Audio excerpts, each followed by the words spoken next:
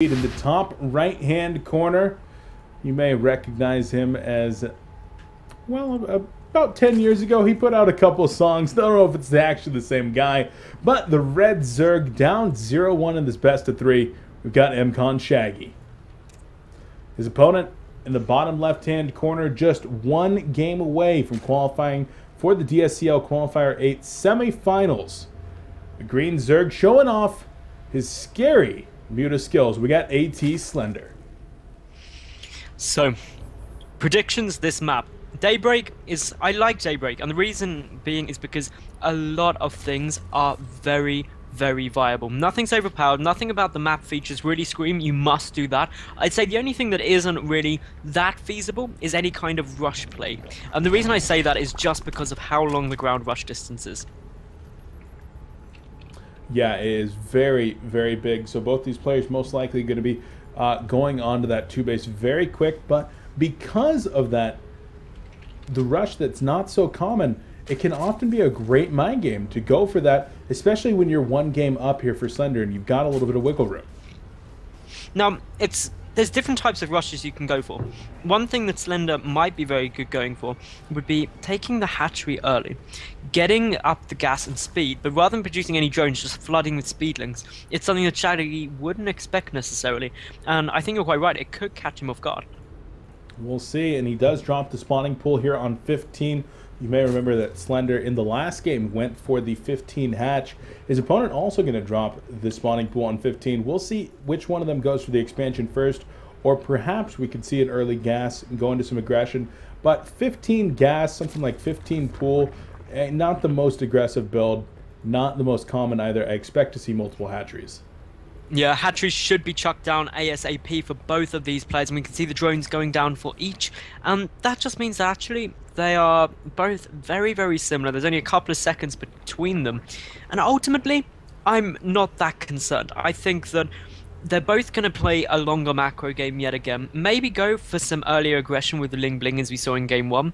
But ultimately, they're both aiming to get into that roach phase of the game, is my personal feelings.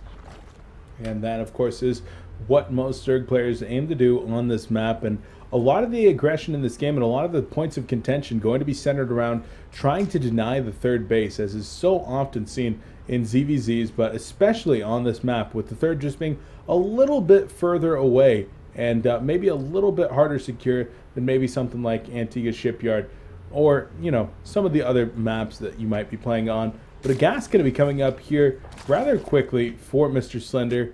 Whereas on the other side, no gas coming out of mConntem. You think he might go for the double gas once again? I think he's got to, really, because Slender, I find it interesting you said the Slender took the gas early, whereas I actually feel that ShaGGy's taking the gas quite late. Usually you get it very soon after you've dropped down your hatchery, but now ShaGGy going for that double gas yet again. And as such, he will catch up, but Slender will have an advantage on speed, will have his banelings out sooner as well, and what I'm really hoping for is that whether they are used defensively or offensively.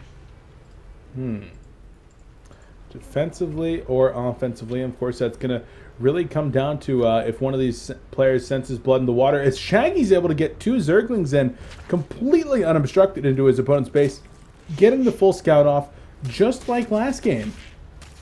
And this scout is so critical. What you need to keep an eye out for, though, is that actually those Zerglings do manage to get... Did they get a kill there? Yes. I believe... Yeah, they did. That is good news. Almost got 2. Nearly. That one lucky drone. Doesn't see, though, whether or not the drones were pulled out of gas after the speed was started, though. So that's the only bit of scanning information that ShaGGy does not have. But he's still happily... Sorry, do continue, Beef. If he had actually clicked on the extractor, he could have seen that at that point it was at about 2370 gas, which means that he would have kept going after getting that speed. So if he clicked on it, then he has that information.